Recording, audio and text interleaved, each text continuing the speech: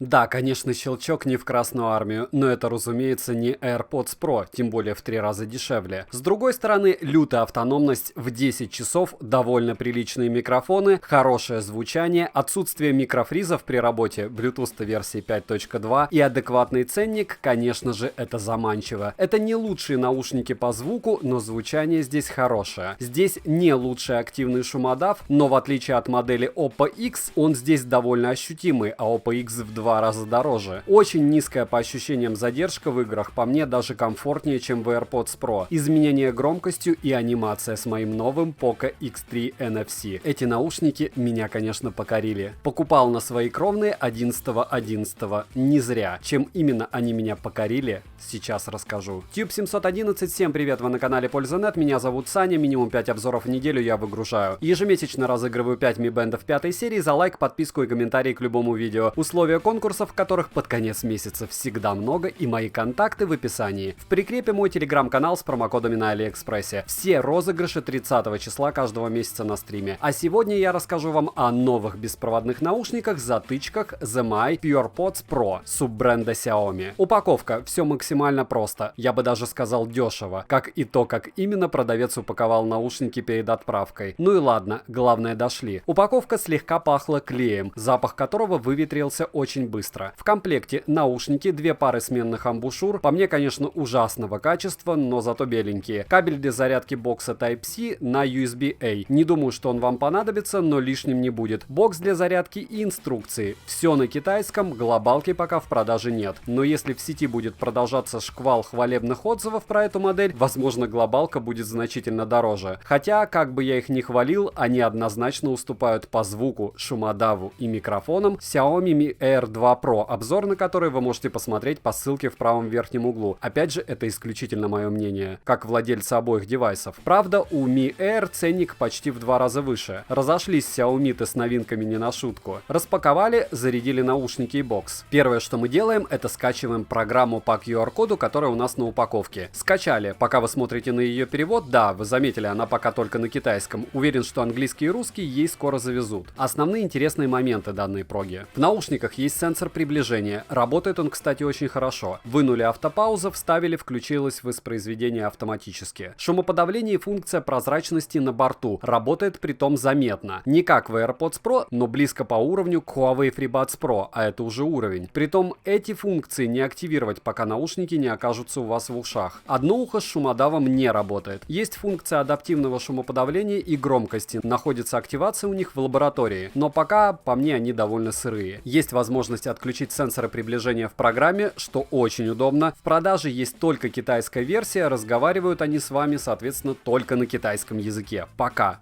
нет глобалки. Анимация на Poco X3 NFC, глобалка, у меня работает без проблем. MIUI версии 12.04. Голосовой помощник от Xiaomi, штука бесполезная. Для тех, кто не знает китайский, однозначно. Но она есть. Можно искать наушники через программу. Сами знаете как, тыкаете, они начинают пикать. Управление через нажатие, быстро привыкаешь. Одно нажатие, плей-пауза. 2 на левое и правое программируется. Управление через зажатие ножки наушника, да, прямо как на AirPods Pro. Быстро привыкаешь, одно зажатие, плей-пауза. 2 на левое и правое программируется. На левое я завел уменьшение громкости, на правое активацию игрового режима. 3 нажатиями меняется режим работы шумодава и прозрачности. Все интуитивно, максимально понятно. Обновление прошивки прилетело моментально и довольно ощутимо исправило работу микрофонов, которые из коробки работали очень плохо. Длинным зажатием можно выключать и включать наушники. По боксу он значительно больше AirPods-овского. Пластик не самый дешевый, но и не AirPods-овский. Швы видны. Есть одна физическая кнопка с индикацией для сопряжения и определения уровня заряда. Заряжается бокс либо через Type-C, либо через беспроводную зарядку. Емкость бокса 490 мАч.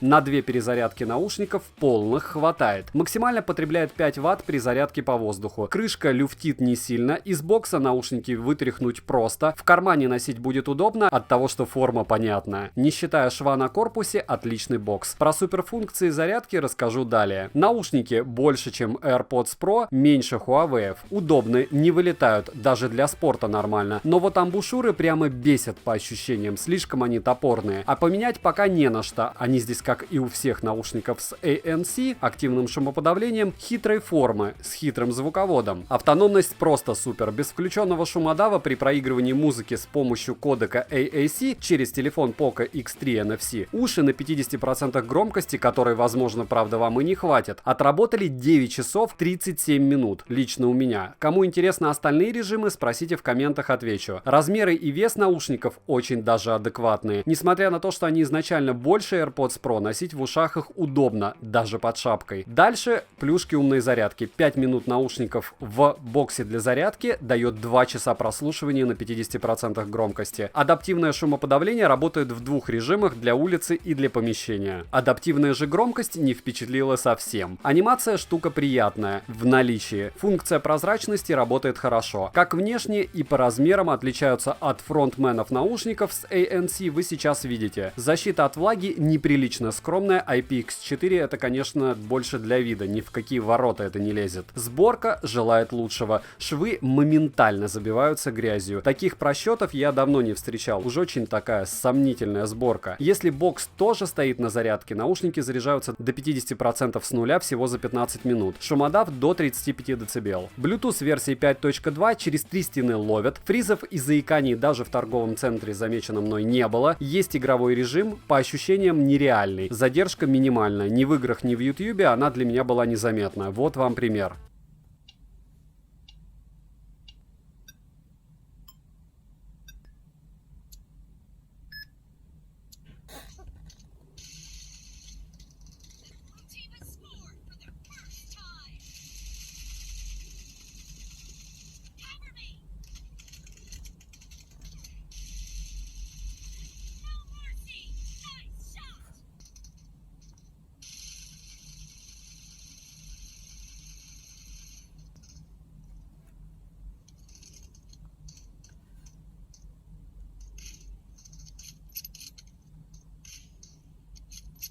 Микрофоны после последнего обновления стали хорошими, относительно хорошими. Вот вам пример их работы, оценивать их, как всегда, вам. Тест микрофонов беспроводных наушников Xiaomi ZMI PurePods Pro в помещении. В помещении, как вы слышите, микрофоны вроде бы работают нормально. Притом довольно странно, что они плохо работали до последней прошивки. До последней прошивки в помещении у них не то, что посторонние шумы были, а были еще по какой-то причине перегруза. Может быть, что-то где-то фонило, но вот сейчас я в максимально непригодном огромном помещении с высокими потолками, с минимальным наполнением по вещам. Здесь я аудио не записываю, и вроде бы они отрабатывают. Хотя на момент записи, допустим, первой были ужасные шумы, ужасные хрипы. И сейчас после прошивки все наладилось. Возможно, после прошивки они улучшат и это качество, которое вы сейчас слышите, если вдруг чего будут допиливать. По мне довольно удивительно, но хорошо. Пример работы микрофонов Xiaomi ZMI PurePods Pro на улице. Сейчас я иду довольно медленно. Есть ветер, не сильный, но имеется в наличии. Сейчас стою рядом с дорогой, жду, когда проедут машины. Как только проедут машины, буду слышать. Единственное, могу сказать, что по картинке, по мне, когда появляется ветер, он довольно сильно задувает в наушники, что не есть хорошо. Но опять же, это по моим ощущениям, вы можете это дело слышать как-то по-другому. Вот сейчас мимо меня проедет Шкода на довольно низкой скорости. И, в принципе, вот еще протестируем рядом. Сейчас Mitsubishi Outlander проехал также на скорости около 30 км в час. Ветер средний. С такими порывами, допустим, те же AirPods спокойно справляются. И еще одно Renault. И еще одно Renault. Вот так примерно вас будут слышать собеседники рядом с довольно неоживленной дорогой. Если от дороги отойти и разговаривать спокойно, конечно же без шапки. В шапке я эти тесты не провожу.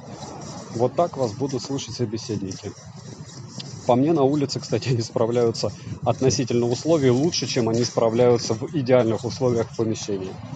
Кодеки, к сожалению, поддерживают только AAC и SBC, даже aptX здесь нет. Звучание. 9-мм драйверы внутри. С айфоном играет слишком тихо даже на максималках. С андроидом по мне перебор с басами. Эквалайзера в программе нет. Если пользоваться сторонними, конкретно не хватает середины. Я не смог ее вывести. Даже с высокими просадка меньшая, хотя это затычки. Объем в то же время неплохой. Но за эти деньги, если вам не нужен шумодав, для звука лучше купить любые из анкеров, начиная с модели P2, обзор на который вы можете посмотреть по ссылке в правом верхнем углу, или Liberty Air 2, они вообще их порвут. Цена по ссылке в описании к видео 4900 рублей, пока идет распродажа. И не забудьте использовать промокод, они у меня в телеграм-канале со скидками по ссылке в прикрепленном комментарии. А ввиду того, что их уже начали хвалить, цена, кстати, растет, потому что недавно было 4,5. Но обзоры выходят, цена растет. Резюмирую, если брать по сумме факторов, советую. Но с моим опытом очень советую взвесить за и против. Это отличные наушники для мобильного гейминга. Но если вы слушали Sony 1000 и они вам понравились, искать нужно в другом направлении. Если вам не нужен шумодав, примеров лучшего качества звука за меньшие деньги просто море. Хотя все относительно. Будем ждать еще отзывов новых владельцев. Если купили, поделитесь эмоциями в комментариях, поможете многим сомневающимся. И обязательно напишите, с чем сравнивали, потому что вдруг вам как раз анкера не нравятся. Я хотя бы буду знать. Завтра будет обзор на Poco X3 NFC. Начал тестировать Realme V3